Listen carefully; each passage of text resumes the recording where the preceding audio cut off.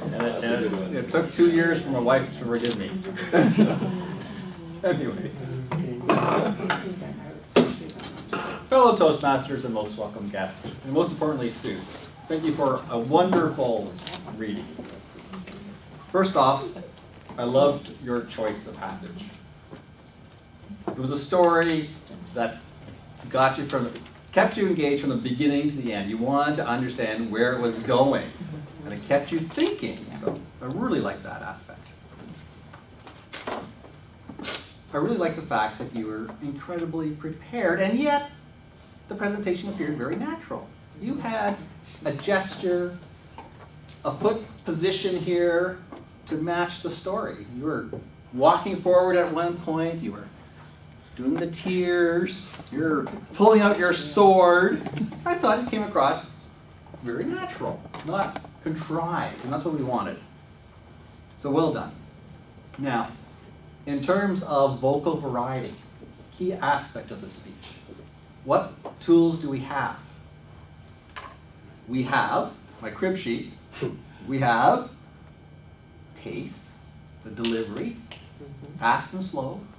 We have volume, loud, loud, soft. We have pauses, and passion and emotion. Have I forgotten anything? Have I missed anything?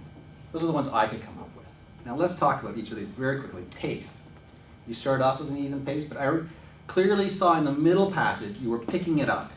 And it was a section in the speech where, for example, you said the steed and the furious screams, and you really picked up the pace. And then later, you slowed down a bit. But I liked how you were using pace to your advantage.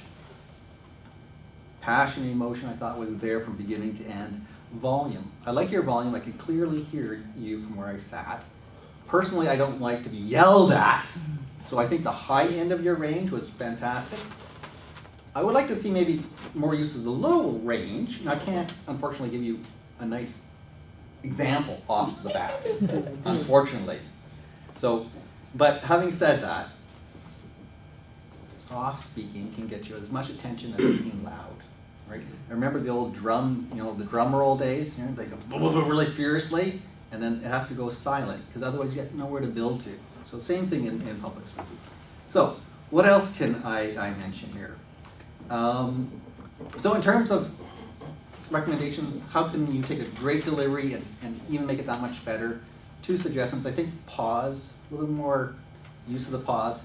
I think as an example would be right at the very end, when you're giving kind of the punchline. Just that little bit more hesitation. Eye contact, excellent. I felt you were speaking directly to me. I really liked that. Your great use of the floor. It was a fantastic delivery. Thank you, Sue.